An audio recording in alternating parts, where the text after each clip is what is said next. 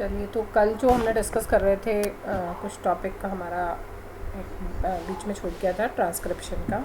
तो बेसिक चीज़ें आपको जो समझ में आई वो ये है कि ट्रांसक्रिप्शन जो है प्रोकैरियोट्स और यूकैरियोट्स में अलग अलग इसलिए होता है क्योंकि प्रोकैरियोट्स में न्यूक्लियस जैसी कोई स्ट्रक्चर नहीं है। जो पूरा जीनोम है वो साइटोप्लाज्म में ही प्रेजेंट है, इसलिए ना तो जो न्यूली फॉर्म्ड mRNA है उसको बैरियर को क्रॉस करके साइटोप्लाज्म में साइट ऑफ प्रोटीन सिंथेसिस तक आने की ज़रूरत नहीं है, मतलब वो आएगा ही नहीं, तो इसलिए ट्रांसफ़र नहीं होता। इसलिए क्या होता है, ट्रांसक्रिप्शन जो है वो प्रोसेस ट्रांसलेशन के साथ साथ ही शुरू हो जाता है। यानी ट्रांसक्रिप्शन और ट्रांसलेशन दोनों प्रोसेस साइमल्टेनियसली हो सकते हैं। इधर तो डीएनए ने आरएनए फॉर्म किया और उधर ही आरएनए पर सेम टाइम पर जो है प्रोटीन का सिंथेसिस स्टार्ट हो गया। तो ये प्रोसेस जो प्रोकैरियोट्स में होता है ये बहुत जल्दी हो जाता है क्योंकि ट्रांसक्रिप्शन और ट्रांसलेशन का प्रोसेस जो है वो कपल कर रहा है, साथ में हो रहा है, ठीक है। लेकिन यूकैरियोट्स की जब भी हम बात करते हैं, यूकैरियोट्स में हमको बहुत सारी कॉम्प्लिकेशंस को देखना होता है क्योंकि वो एक जो प्रोसेस है ट्रांसक्रिप्शन का वो तो हो रहा है न्यूक्लियस के अंदर, जो कि एक मेम्ब्रेन बाउंड ऑर्गेनेली है। उसमें से उसको mRNA जो बना है उसको बाहर आना है। अब जब कोई चीज़ अपने मतलब जो उसकी पर्टिकुलर लोकेशन है वहाँ से जब ट्रांसपोर्ट की जाएगी तो उस पर बहुत सारी प्रॉब्लम्स होंगी क्योंकि बहुत सारे एंजाइम्स जो हैं साइटोप्लाज्म में पड़े रहते हैं। न्यूक्लियस के अंदर भी इवन एंजाइम्स हैं, वो एंजाइम्स जो हैं वो होते हैं न्यूक्लिएजेस खासकर, है ना। तो न्यूक्लिएजेस का प्रॉब्लम पहले भी हमने डिस्कस किया था जब हम mRNA के बारे में पढ़ रहे थे। mRNA में हमने स्प्लाइसिंग, कैपिंग, टेलिंग ये प्रोसेस पढ़े थे। वही प्रोसेस जो है वो ट्रांसक्रिप्शन के दौरान, मतलब ट्रांसक्रिप्शन के बाद में जो RNA बना है उस पर भी सेम तरह के प्रोसेस होने वाले हैं। अब क्यों हो रहे हैं उसका कारण मैंने आपको बता दिया कि न्यूक्लियस को ये नहीं पता है कि ये काम का ट्रांसक्रिप्ट बना है, यानी कि काम का mRNA बना है या बिना काम का mRNA है। उनका काम है कि रिकॉग्नाइज करना किसी भी साइट को mRNA पर और उस पर्टिकुलर साइट पर जाके उसको कट कर देना। तो वो तो कैची है, वो तो अपना काम करती रहेंगी। अब हमको देखना है कि अगर हमारे जो ट्रांसक्रिप्ट बना है और वो हमको यूटिलिटी वाली चीज़ लग रही है कि मतलब ये काम का है, इससे हमको प्रोटीन सिंथेसाइज करना है और इसको यूटिलाइज़ करना है, तो हम उसको प्रोटेक्ट करते हैं। और वो प्रोटेक्शन आपको मैं पहले भी बता चुकी हूँ, दोबारा फिर हम शॉर्ट में उसको ले रहे हैं क्योंकि यही कहलाता है पोस्ट ट्रांसक्रिप्शनल चेंज। तो हमने कल जो ट्रांसक्रिप्शन का प्रोसेस पढ़ा था उसको एक बार हम वापस क्विक रिवीजन कर लेते हैं। आप लोगों को कोई दिक्कत आई हो तो आप पूछ लीजिए। जो कल हमने ट्रांसक्रिप्शन का जो प्रोसेस पढ़ा था उसको हमने 3 पार्ट्स में आपकी पढ़ने की सुविधा के हिसाब से हमने उसको 3 सेक्शंस में डिवाइड किया था। और फिर ट्रांसक्रिप्शन का इनिशिएशन, ट्रांसक्रिप्शन का इलोंगेशन और ट्रांसक्रिप्शन का टर्मिनेशन, तीनों प्रोसेस में को आप इसी तरह से ट्रांसक्रिप्शन को 3 पार्ट्स में डिवाइड कर लीजिएगा।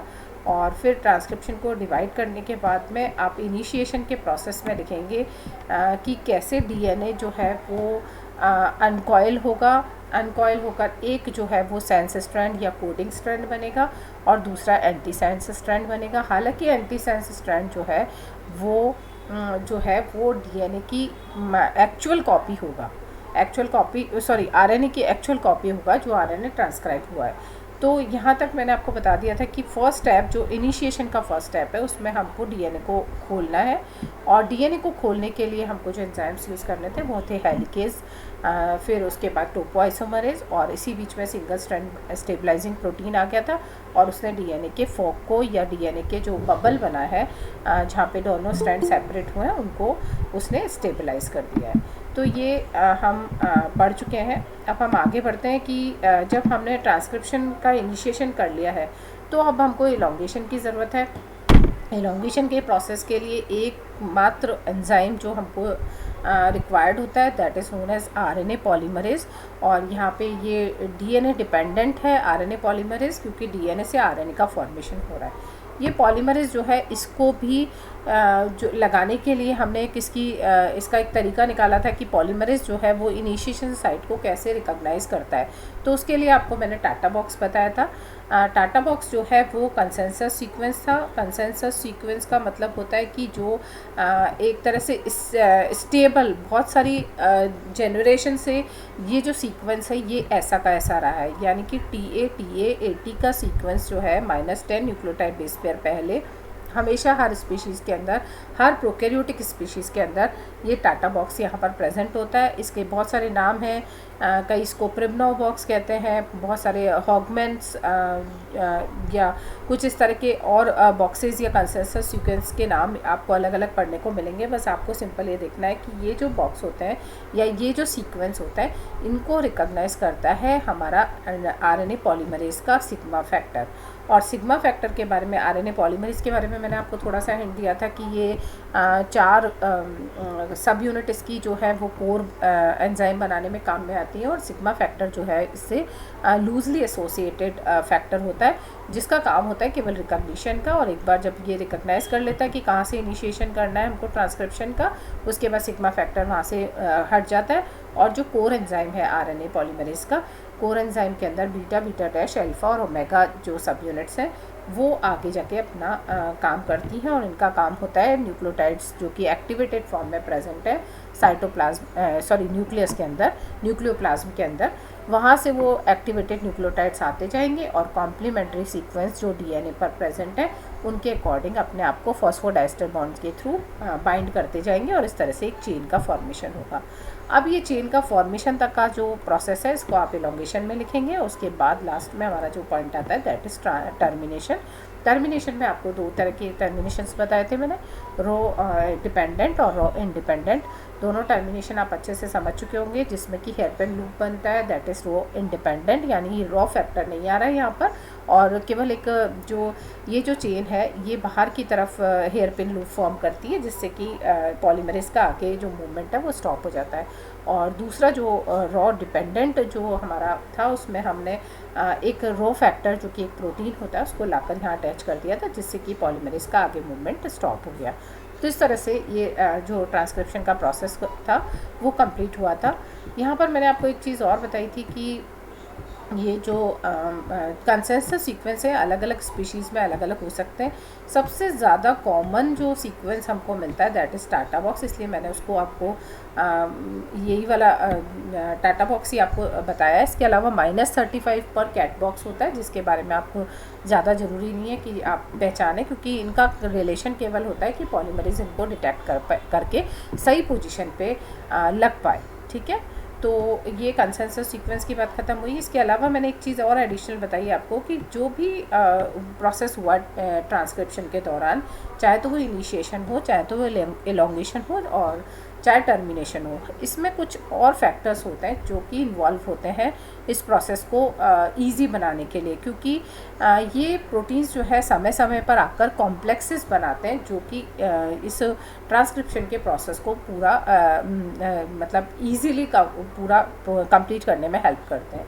तो ये कुछ जो ट्रांसक्रिप्शनल फैक्टर्स होते हैं जिनको TF लिखा हुआ है, ये transcriptional factor A B C D E काफ़ी सारे फैक्टर्स होते हैं जो कि ट्रांसक्रिप्शनल फैक्टर है, और समय समय पर जब इनकी ज़रूरत होती है ये आके और पॉलीमरेज के साथ जुड़ के कॉम्प्लेक्स बना देते हैं, और वो कॉम्प्लेक्स जो है वो मूव करके ट्रांसक्रिप्शन की प्रोसेस को कंप्लीट करता है।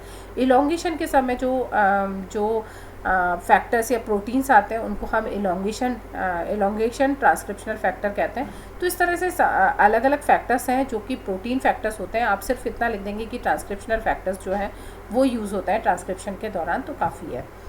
यहाँ आपको एक जो कल हम डिस्कस कर रहे थे कि यूकैरियोट्स में एक जो पॉलीमरेज हमने यहाँ पर देखा था, ये जो RNA पॉलीमरेज था, इसकी मैंने एक और विशेषता आपको बताई थी कल कि ये जो RNA पॉलीमरेज होता है ये केवल पॉलीमराइजेशन के लिए ही रिस्पॉन्सिबल है, ये प्रूफ रीडिंग एक्टिविटी नहीं करता, यानी उल्टी डायरेक्शन में इसका मूवमेंट नहीं होता। ये हमेशा 5'3' पर ही इलोंगेशन करेगा चेन का, कभी भी ये चेन्स पर 3'5' एंड की तरफ मूव नहीं कर सकता है।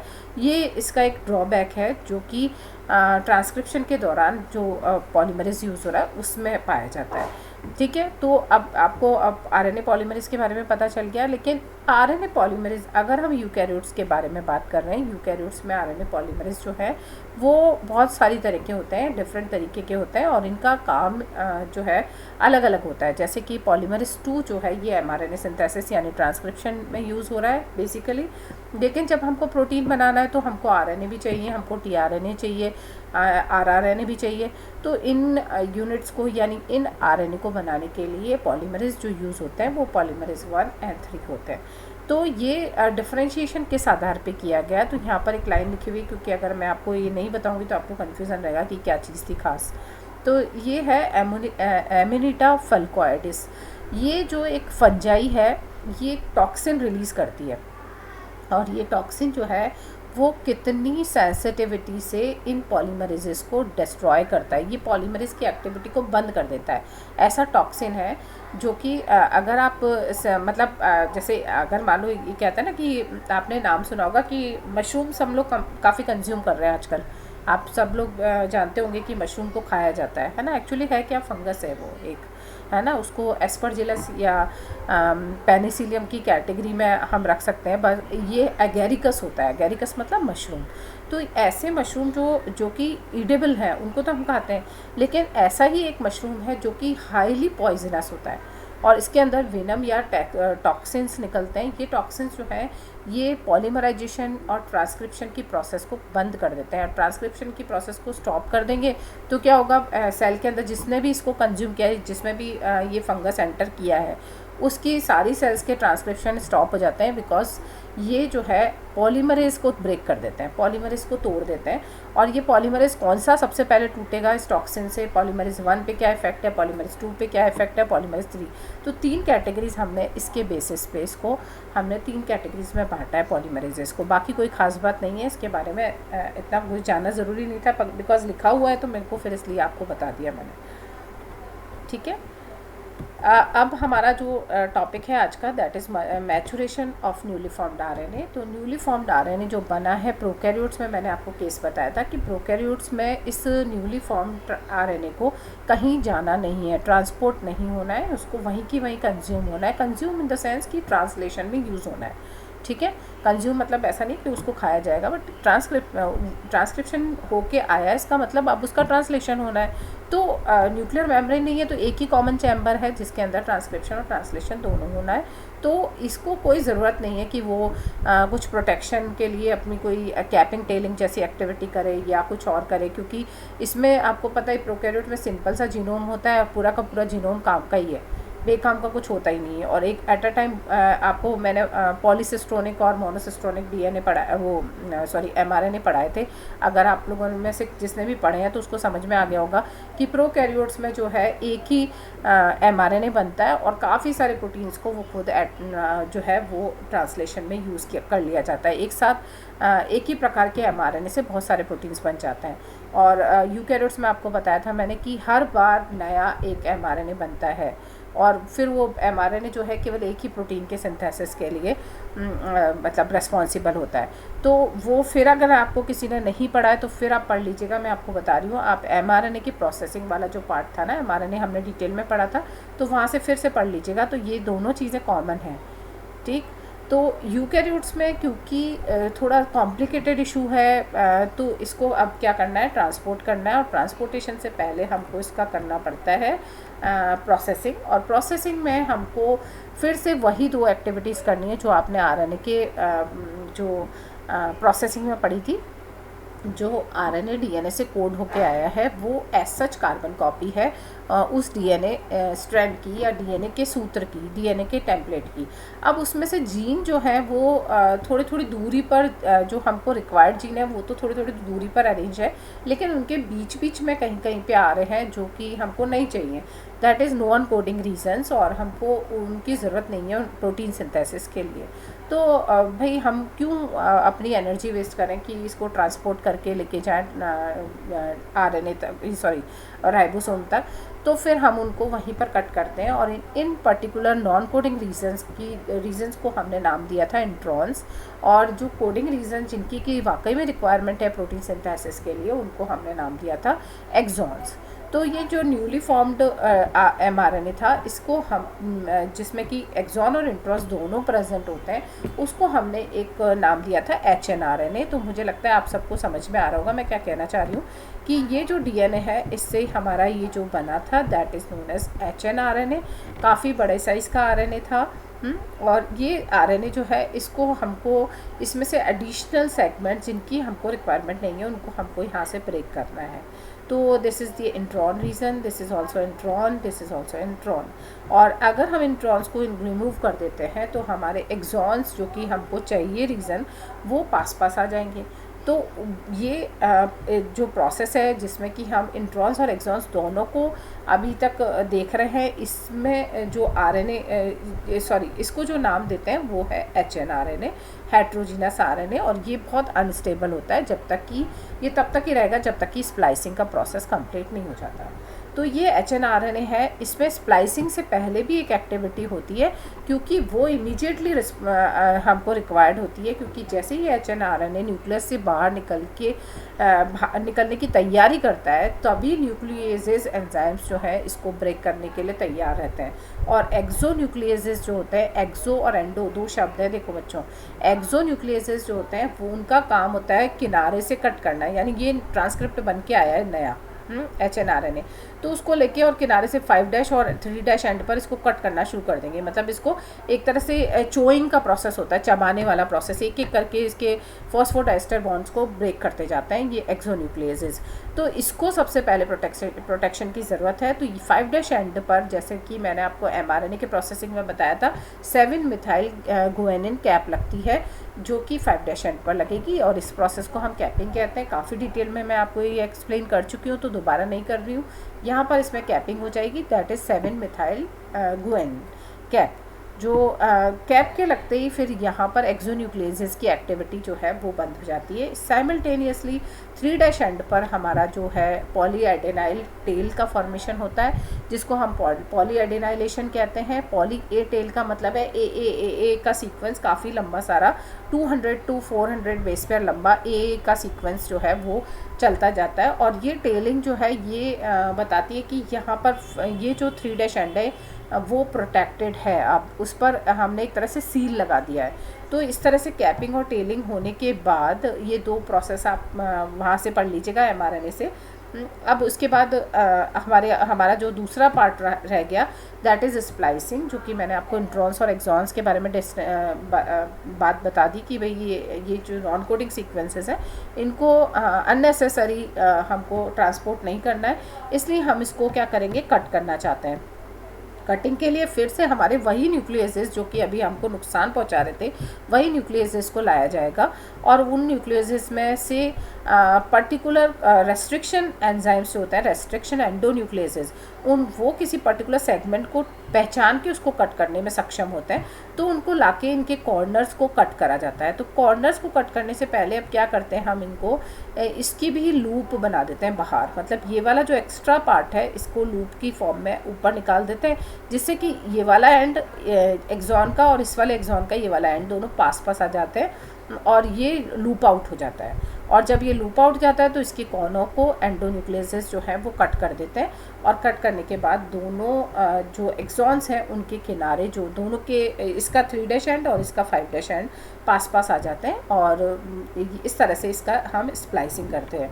तो इसी तरह से ये वाला सेगमेंट भी हट जाएगा, इसी तरह से ये वाला सेगमेंट भी हट जाएगा। अब हमारे पास केवल एक्सॉन्स बचे हुए हैं, इन एक्सॉन्स को आपस में हम लाइगेज एंजाइम की प्रेजेंस में आपस में जोड़ देते हैं, और अब हमारा जो स्प्लाइस्ड RNA बनता है इसको हम एक्चुअल मैच्योर RNA कहते हैं, मैच्योर mRNA कहते हैं।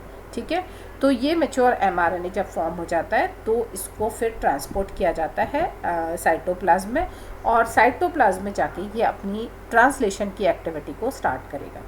ठीक है, यहाँ तक कोई दिक्कत किसी को?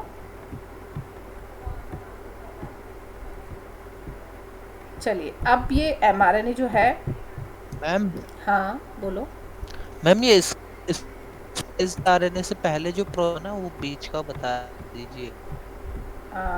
कहाँ पर बच्चे? जो ये इंट्रॉन्स को हटाया ना उससे पहले का, कैपिंग ये जो टेलिंग, टेल ट्रिपल ए जो है ना पॉलीएड। हाँ हाँ तो मैम। ये मैंने आपको mRNA जब पढ़ाया था ना बच्चों, तब मैंने आपको एक्सप्लेन किया था कि ये जो डीएनए से ट्रांसक्राइब्ड एमआरएनए बनता है, इसको एक्चुअली हम एमआरएनए नहीं कहते क्योंकि ये एचएनआरएनए है, और ये एचएनआरएनए लंबा बड़ा है और इसमें अनवांटेड रीजन्स प्रेजेंट है। तो अनवांटेड रीज़न प्रेजेंट है, उनको कट करेंगे। उससे पहले हम इसको डीएनए की विसिनिटी से अलग लेकर आ रहे हैं, क्योंकि इसको अब क्या करना है, साइटोप्लाज्म में आना है। तो जैसे ही ये डीएनए के पास से मूव करता है तो बहुत सारे न्यूक्लियसेस एंजाइम वहाँ पर प्रेजेंट होते हैं, और न्यूक्लियसेस इसको कट करने के लिए तैयार होते हैं हेड और टेल रीजन से। तो यहाँ पर हम एक एडिशनल पार्ट ऐड करते हैं, that is known as 7 methylated guanine cap, यानी गुआनिन के जो एक रिपीटेड गुआनिन, आप जानते हैं न्यूक्लियोटाइड सीक्वेंस है, तो ये गुआनिन के 7 जो न्यूक्लियोटाइड्स हैं वो यहाँ पर मिथाइलेटेड फॉर्म में आके जुड़ जाते हैं, और इस प्रोसेस को हम कहते हैं कैपिंग। और इसको अगर आप बहुत डिटेल में पढ़ना चाहते हो तो बच्चों फिर से आपको एमआरएनए पढ़ना पड़ेगा, ठीक है। एमआरएनए की प्रोसेसिंग, और मैंने नोट्स भी आपको भेज रखे हैं, वहाँ मैंने इसको डिटेल में समझा रखा है, ठीक है। अब यहाँ पे 3' एंड की तरफ में एडिनिन के सीक्वेंस जो है वो लगता है, लंबी ए का सीक्वेंस लगता जाता है, जिसको हम टेल कहते हैं। और ये जो प्रोसेस है इसको हम पॉली एडेनाइलेशन कहते हैं, क्योंकि पॉली ए टेल लग रही है। पॉली मतलब बहुत सारे एडिनिन जो न्यूक्लियोटाइड्स हैं उनका एक सीक्वेंस लग जाता है, that is known as poly A tail, ठीक है। फिर भी अगर आप और ज़्यादा पढ़ना चाहते हैं, वैसे यहाँ पर देखिए थोड़ा सा तो लिखा ही है शॉर्ट में प्रोसेसिंग में, क्योंकि अगर आपके केवल प्रोसेसिंग का क्वेश्चन आता है तो आपको छोटा लिखना है, तो उसमें सिंपल ये बता रखा है आपको कि 7 मिथाइल गुएनोसिन ट्राईफॉस्फेट न्यूक्लियोटाइड जो हैं वो आके सीक्वेंस में लगते जाते हैं 5' एंड पर इस HNRNA की, और लगते किससे हैं, वही फॉस्फोडाइस्टर बॉन्ड फॉर्म करते जाते हैं। और ये जो है इनका दो फ़ायदे हैं चेन के, इसके कैपिंग के। पहला तो कि जहाँ पर कैप लगती है वहाँ पे ट्रांसलेशन के दौरान जब अमीनो एसिड्स आके जुड़ने लगेंगे तो वो पहचानने का एक ज़रिया बन जाता है, कि भाई पहचान आ जाता है कि ये mRNA जो है इसकी स्टार्टिंग यहाँ पर है, ठीक है। तो स्टार्टिंग पॉइंट को रिकॉग्नाइज करने में हेल्प करते हैं ट्रांसलेशन के समय। और दूसरा जो है वो रीज़न होता है कि ये न्यूक्लियसेस एंजाइम से जो कि इसको ब्रेक कर सकते हैं, तोड़ सकते हैं, चोक कर सकते हैं, उससे भी इसको कैपिंग जो है वो प्रोटेक्शन प्रोवाइड करती है हेड रीजन पे, यानी कि 5' एंड पर। तो एक तरह से हमको ये हेड और टेल का पता कैसे चल रहा है, हमको इसी के बेसिस पे पता चल रहा है कि 5' एंड जो है वहाँ पर मिथाइल ग्रुप गुआनिन के न्यूक्लियोटाइड्स जो हैं 7 वो आके जुड़ जाएंगे, जो कि मिथाइलेटेड फॉर्म में है, ठीक है। और इसी तरह से टेल रीजन जो पे एडिनाइल टेल का फॉर्मेशन हो जाता है, और फिर ये स्प्लाइसिंग होगी। स्प्लाइसिंग जो है ये कॉम्प्लिकेटेड प्रोसेस है, मैंने आपको बहुत सिंपल बताया, लूप आउट हो जाता है, पर लूप आउट होने के साथ साथ बहुत सारे प्रोटीन फैक्टर्स आके यहाँ पर जुड़ते हैं जो कि इसको कट करने में हेल्प करते हैं। तो जब इस तरह के फैक्टर्स जुड़ जाते हैं प्रोटीन के लिए, प्रोटीन के फैक्टर्स आके कॉम्प्लेक्स फॉर्म में इस पूरे एक्टिविटी को करते हैं, जिसमें कि ये लूप आउट हुए इंट्रॉन्स को कट करना है। तो जो स्ट्रक्चर बनता है, स्पेशल एक स्ट्रक्चर या डोमेन बनती है, उसको हम कहते हैं स्प्लिसियोसोम। तो आप घबराना मत, व्हाट इज़ स्प्लिसियोसोम। तो स्प्लिसियोसोम जो है वो इंट्रॉन्स को ब्रेक करने के लिए जो रेस्ट्रिक्शन एंजाइम्स चाहिए उनके साथ में कुछ प्रोटीन फैक्टर्स आ जाते हैं, और वो प्रोटीन फैक्टर्स जो है इंट्रॉन्स की स्टार्टिंग और एंड सीक्वेंस को ब्रेक कर देते हैं, और जो एक्सॉन्स हैं उनको आपस में जोड़ देते हैं, ठीक है। अब यहाँ पे प्रूफ रीडिंग तो हुई नहीं ना, आपको कल भी मैंने बताया था कि भाई जैसे रेप्लिकेशन के दौरान तो वो पॉलीमरेज जो है उल्टी दिशा में वापस चल के और प्रूफ रीडिंग कर रहा था। यहाँ पे प्रूफ रीडिंग नहीं हुई तो हमको एक और एक्टिविटी करनी पड़ती है, that is known as RNA editing. और ये एडिटिंग का काम होता है कि कुछ भी मिसमैच हो गया है, या कोई गलती से कोई न्यूक्लियोटाइड जो है वो आके जुड़ा ही नहीं है, कुछ गड़बड़ हो रही है, तो उसको करेक्ट करना जो है वो कहलाता है RNA एडिटिंग। तो एडिटिंग लास्ट प्रोसेस होती है, जिसमें कि ट्रांसक्रिप्शन में और कोई मिस्टेक रह गई तो उसकी भी उसको भी हटा दें हम, जिससे कि कोई भी मिस कम्युनिकेशन जो है ट्रांसलेशन के टाइम पर नहीं हो। Got it. अब हम आगे बढ़ते हैं। जब ये जो mRNA है, हम मान रहे हैं कि mRNA जो है न्यूक्लियस से निकल के साइटोप्लाज्म में आ गया है। अब साइटोप्लाज्म में आ गया है तो फिर साइटोप्लाज्म में अब पहले से प्रेजेंट है बहुत सारे टीआरएनएस। आपने टीआरएनए की स्ट्रक्चर पहले पढ़ी है, इसीलिए मैंने आपको आरएनए टाइप्स भी पहले पढ़ा दिए थे, जिसमें आपको टीआरएनए के लिए मैंने क्लॉवर लीफ मॉडल बताया था। ठीक है, याद आ रहा है? क्लॉवर लीफ मॉडल की शक्ल याद आ रही है, जिसमें कि आपको आर्म्स बताई थी मैंने। फर्स्ट ऊपर की तरफ आर्म थी जिसको हमने एमिनो असाइल मतलब सिंथेटिक साइट बताई थी, एक एंटीकोडॉन लूप बताई थी, एक D5 लूप बताई थी, D आर्म बताई थी, और एक T5C लूप बताया था आपको। तो ये जो है फिर से आपको वो टीआरएनए भी पढ़ना है, और ये टीआरएनए जो है ये साइटोप्लाज्म में पहले से ही प्रेजेंट है, क्योंकि डीएनए जो है वो इन टीआरएनएस को भी पहले सिंथेसाइज करके भेज चुका है, क्योंकि रॉ मटेरियल तो पहले ही इकट्ठा करना है ना।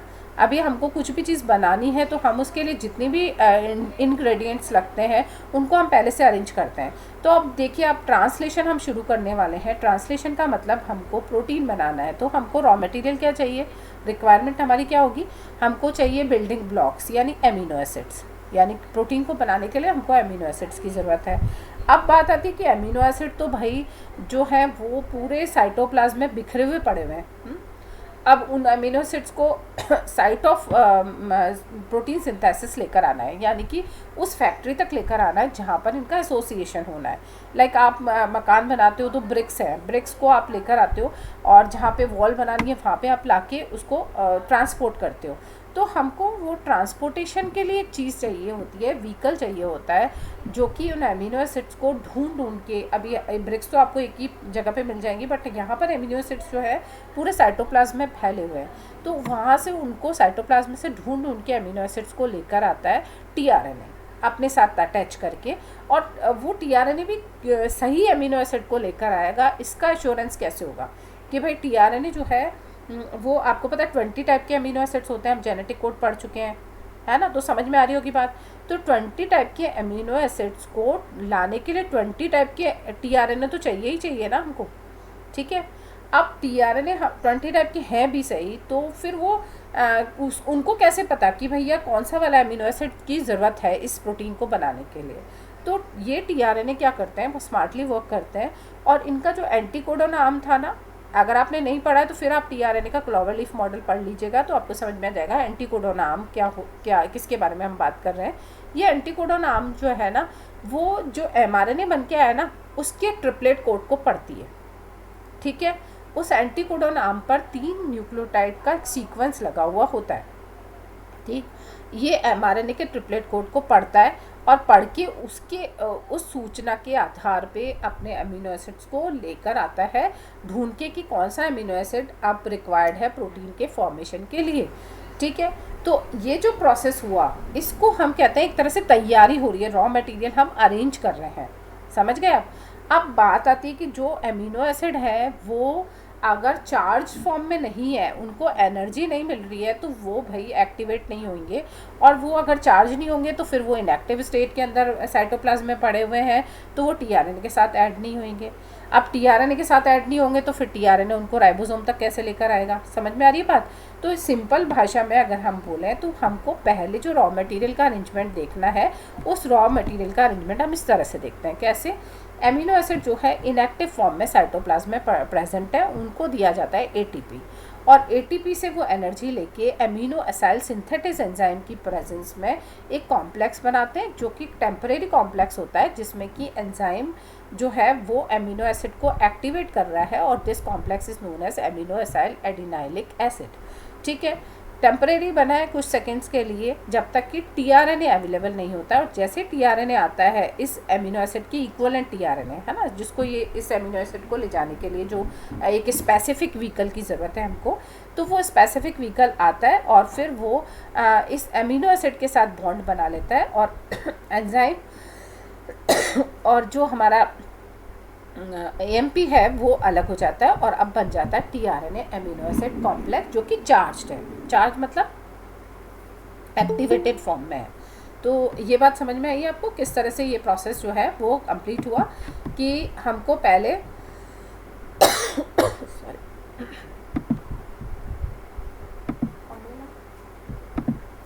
हमको पहले एमिनो एसिड्स को एक्टिवेट कर देना है, और ताकि वो उस साइड तक पहुंच पाए जिस पर कि प्रोटीन सिंथेसिस होना है। तो देखिए पहली तैयारी, पहला रॉ मटेरियल जो है वो तो हमारा अब तैयार है बिल्कुल, जिसमें कि हमारे अमीनो एसिड और टीआरएनए जो है वो बिल्कुल रेडी है प्रोटीन के लिए, चेन बनाने के लिए। ठीक है, अब हमको चाहिए दूसरी चीज़ है, जिसमें कि हमको जो प्रोटीन की बनाने की फैक्ट्री है जिसको हम कहते हैं राइबोसोम, है ना। तो अब राइबोसोम का हिसाब किताब देखते हैं भाई क्या हुआ। अब हमारे पास देखो बच्चों क्या क्या तैयार हो गया है। हमारे पास हो गया एमआरएनए रेडी, हमारे पास टीआरएनए रेडी है, एमिनो एसिड्स रेडी हैं। ठीक है, अब हमको चाहिए जिस फैक्ट्री की मशीनों को हमको यूज़ करना है। ओके, तो मशीन यूज़ करने के लिए हमारे पास मशीनरी क्या है, राइबोसोम। राइबोसोम जो है वो आप जानते हो किसकी बनी हुई होती है ribosome, RNA plus protein. Clear, RNA और प्रोटीन जो है उसमें आरएनए कौन सा था बच्चों, आरआरएनए। तो यानी अब आपको समझ में आ गया होगा कि एमआरएनए चाहिए होता है प्रोटीन बनाने में, टीआरएनए की रिक्वायरमेंट होती है प्रोटीन बनाने में, और थर्ड आरएनए इज आरआरएनए जो कि राइबोसोम में ऑलरेडी प्रेजेंट है। ठीक है, तो हमको तीनों आरएनएस कंज्यूम करने हैं इस प्रोटीन सिंथेसिस के प्रोसेस में। ओके, अब बात कर रहे हैं हम राइबोसोम की। ये तो मैंने आपको ये बताया कि भाई देखो तीनों राइबोसोम काम में आ गए हैं। अब हम यहाँ बात कर रहे हैं फिर से हम ट्रांसलेशन की जो प्रोसेस है बच्चों उसको फिर 3 पार्ट्स में, हमने 3 सेक्शंस में डिवाइड करना है, initiation, elongation and termination. Transcription को भी आपने इसी तरह से 3 पार्ट्स में डिवाइड किया था। इनिशिएशन में क्या हो रहा है बच्चों, हमको और सारे रॉ मटेरियल को अरेंज करके इस जो फैक्ट्री की मशीनरी है उसको हमको रेडी करना है टू प्रोडक्शन, है ना। प्रोडक्शन के लिए बिल्कुल रेडी फॉर्म में हमको चाहिए। अब आपको एक और चीज़ पता है कि राइबोसोम जो है वो कभी भी राइबोसोमल यूनिट फॉर्म करके नहीं रहते। इसकी जो दोनों सब यूनिट्स है ना, एक आपको पता है 30S होती है, एक आपको पता है 50S होती है जब हम प्रोकैरियोट्स की बात कर रहे हैं। अगर हम यूकैरियोट्स की बात करते हैं तो 40S और 60S होती है राइबोसोमल सब यूनिट्स। तो ये जो है कभी भी बेकार में जुड़ी हुई नहीं, मतलब पड़ी होती साइटोप्लाज्म में। इनको जब रिक्वायरमेंट होती है ना, इस मशीन को आपको एक्टिवेट करना है, यानी कि मशीन से प्रोडक्शन लेना है, तभी असेंबल होती है। अदरवाइज़ ये डिसोसिएटेड फॉर्म में ही साइटोप्लाज्म में पड़ी हुई होती है।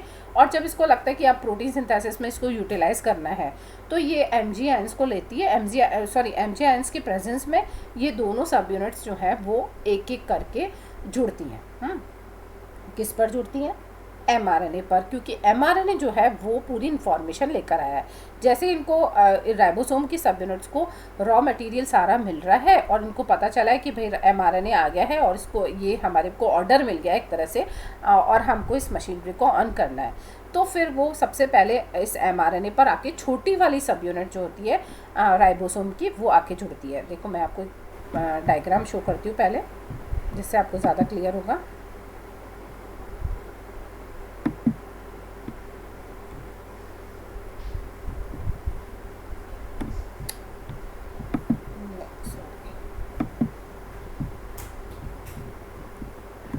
चलिए कोई ना, अब बताते हैं। तो पहले क्या होगा, पहले छोटी वाली सब यूनिट आकर जुड़ेगी, उसके बाद में जो बड़ी वाली सब यूनिट है वो एमआरएनए के नीचे आके जुड़ेगी। तो इस तरह से दोनों सब यूनिट्स आपस में असेंबल होती हैं। असेंबल होने के बाद में ये जो एमआरएनए पर इंफॉर्मेशन कोड है वो इंफॉर्मेशन अब टीआरएनए के थ्रू पढ़ी जाती है, और इस प्रोसेस में पूरा हमारा जो ट्रांसक्रिप्शन का इनिशिएशन वाला जो पार्ट है वो कंप्लीट होता है। ठीक है, तो ये तो हुआ हमारा इनिशिएशन, है ना। इनिशिएशन में एक चीज़, एक डायग्राम और मैं आपको शो करने की कोशिश कर रही हूँ, देखते हैं।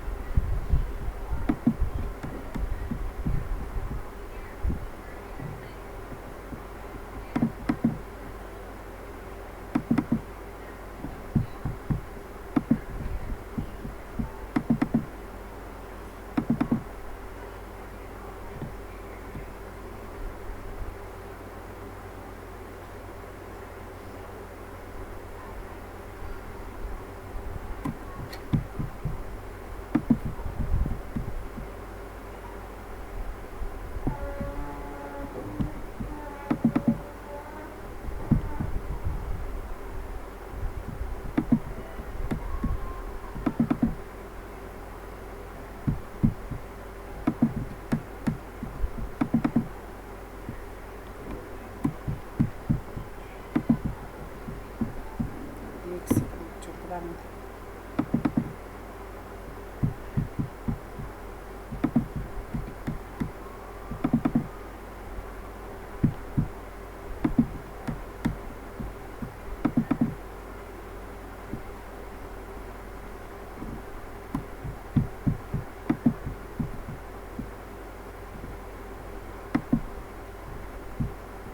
नहीं सॉरी बच्चों, हो नहीं रहा है, पता नहीं कहाँ चला गया डायग्राम। चलिए कोई ना, मैं आपको वैसे समझा देती हूँ, फिर कल हम या नेक्स्ट क्लास में हम लेते हैं इसको टॉपिक को वापस। विदाउट डायग्राम आपको समझ में नहीं आएगा ये।